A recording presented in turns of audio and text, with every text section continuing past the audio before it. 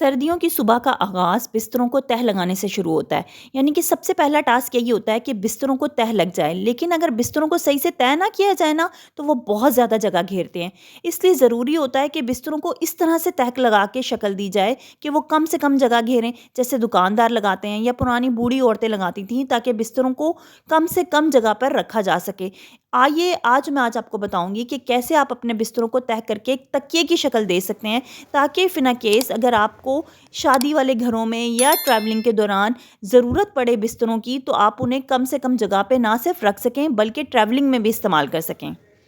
अस्सलाम वालेकुम YouTube family, कैसे हैं आप सब? उम्मीद करती हूँ आप सब खैरियत से होंगे और अपना बहुत ख्याल रख रहे होंगे। यहाँ आप देख सकते हैं कि मैंने अपना फ्लीस वाला पतला ब्लैंकेट जो बहुत गर्म होता है, इसे मैंने इस तरह से तय किया है कि ये एक पिलो बन गया है। जब शादी वाले घर होते हैं ना, और आप सब जानते हैं कि अक्सर शादियाँ सर्दियों के मौसम में होती हैं, और सर्दियों के मौसम में जब शादियाँ हो ना, तो बिस्तरों के साथ साथ हमें एक्स्ट्रा पिलोज़ की भी ज़रूरत पड़ती है। तो क्यों ना हमारे घर में कोई ऐसे ब्लैंकेट्स हों पतले वाले, या ऐसे हमारे पास खेस हों जिनको हम इस तरह से तह लगाएँ कि वो पिलोज़ बन जाएँ, या हम उनको इस तरह से तह लगाना सीखें कि वो जब हम उनको तय करके रखें ना, तो वो कम से कम जगह घेरें। ये मैं आपको बताऊँगी, और यहाँ आप देख सकते हैं कि मैं कैसे फ्लीस वाले ब्लैंकेट को तह लगाना आपको सिखाती हूँ। आपको बस कुछ चीज़ों को बहुत ध्यान से मद्देनज़र रखना होगा। अगर आप ये करना सीख जाएँगे ना, तो आप यकीन मानिए 5 मिनट लगेंगे आपको तमाम बिस्तर समेटने में, और इतने तरतीब से सिमटे जाएँगे कि सब आपके सलीके की दाद देंगे। इसी सेम तरीके से आप अपने छोटे-बड़े, चाहे वो ब्लैंकेट हो, क्विल्ट हो, या आपके कोई भी रज़ाई हो, मोटी रज़ाई हो, आप इसी सेम तरीके से उन्हें तय कर सकते हैं। बस आपने उनको चौड़ाई में नहीं तय करना, आपने उनको लंबाई में तय करना है फ़ोल्ड करके। उनके दोनों किनारों को आपस में जोड़ लेना है। जैसे यहाँ आप देख सकते हैं कि मैंने एक छोटा फ्लीस वाला ब्लैंकेट लिया है सबसे पहले, और मैंने इसके दोनों किनारों को आपस में जोड़ लिया है लंबाई वाली साइड से। अब मैं इन दोनों हिस्सों को बराबर करूँगी लंबाई के तौर पे, और फिर इन्हें आपस में मोड़ूंगी, और ऊपर वाला हिस्सा मैंने एक पहले से ही मोड़ के रखा है। पिछली साइड पे आप चाहें तो अगली साइड पे भी मोड़ सकते हैं, और आप जब उसे घुमा के इस तरह से ऊपर की तरफ लाएंगे ना, तो आपने इस पुराने वाले ब्लैंकेट के अंदर, यानी कि इस तरह से आपने उसको अंदर कर लेना है। अब आप यहाँ देख रहे होंगे कि इसकी जो निचला वाला हिस्सा है वो उभर के ऊपर वाली साइड पे आ गया है। अगर आप नहीं चाहते कि नीचे वाला हिस्सा उभर के, यानी कि जो उसकी उल्टी साइड है वो सामने आए, तो आप इसे दूसरी तरह से भी मोड़ सकते हैं। वो भी मैं आपको दिखा देती हूँ। सेम उसी तरीके से मैं मोड़ूंगी, लंबाई की साइड पे उसको फैलाऊंगी, दोनों कॉर्नर जोड़ के। अब मैंने ये जो अंदर की तरफ रखा है ना, यानी कि ऊपर की साइड पे रखा है इसका एक पोर्शन, ये मैंने पहले नीचे की साइड पे रखा था। अब आप उसे घुमा के जब लाएंगे, तो इस तरह से उल्टी साइड ऊपर की तरफ नहीं उभरेगी, यानी कि आपका पिलो ऊपर से भी सीधी साइड ही दिखाएगा, और ये एक ब्लैंकेट पिलो की शक्ल इख्तियार कर जाएगा। अगर आप चाहें तो इसे पिलो भी बना सकते हैं, पिलो के तौर पे भी शादी के दिनों में इस्तेमाल कर सकते हैं, और तह लगा के जब आप इसे रखेंगे तो ये कम से कम जगह घेरेगा। अभी तक जो मैंने आपको तह लगाने सिखाए वो तो पतले ब्लैंकेट्स थे, ईज़ी टू कैरी थे, लेकिन अब मैं आपको एक सिंगल बेड का मोटा ब्लैंकेट तह लगाना सिखाती हूँ, सेम उसी मेथड से।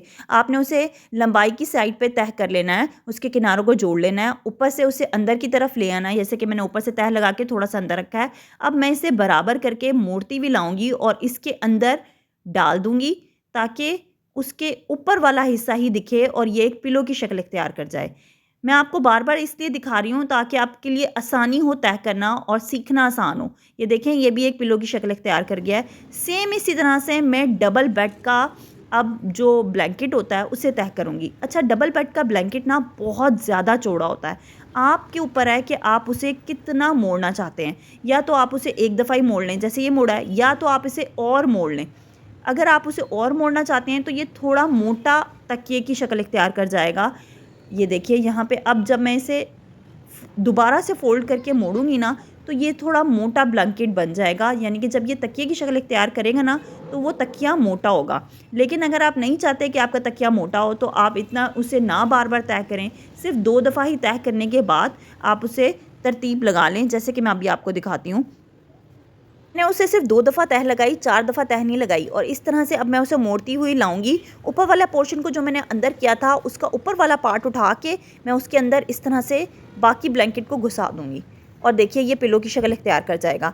इसके नीचे वाला साइड भी नहीं उभरा, ऊपर वाली साइड ही उभरी है और ये एक बहुत प्रॉपर आपका पिलो बन गया है, जिसे आप इजीली शादी के दिनों में इस्तेमाल कर सकते हैं या तह लगा के रख सकते हैं। ये कम से कम जगह घेरेगा, बहुत ज़्यादा वो जो ऊंचे ऊंचे पहाड़ बन जाते हैं ना आपके ब्लैंकेट्स के, वो बिल्कुल भी नहीं बनेंगे। सबके घर ना इतने बड़े नहीं होते हैं कि एक सेपरेट रूम हो जहाँ पे वो अपने बिस्तरों को तय लगा के रखें, कोई स्टोर रूम हो। लेकिन जिन लोगों के घर छोटे हो ना, वो यही ख्याल करते हैं कि अपने बेड के कॉर्नर पे बिस्तर को तय करके रख दें। और आप यकीन माने, अगर आप इस तरीके से अपने बिस्तरों को तय करके अपने बेड के साइड पे ही रख देंगे ना, तो वो कोई पहाड़ी की शक्ल इख्तियार नहीं करेंगे, ईजी टू कैरी होंगे और ना ही वो कोई बर्डन क्रिएट करेंगे आपके रूम को, यानी कि आपका रूम कोई बुरा भी नहीं लगेगा। ये एक बहुत ज़बरदस्त तरीका है जिसे अगर आप सीख लेना तो आपकी ज़िंदगी आसान हो जाएगी।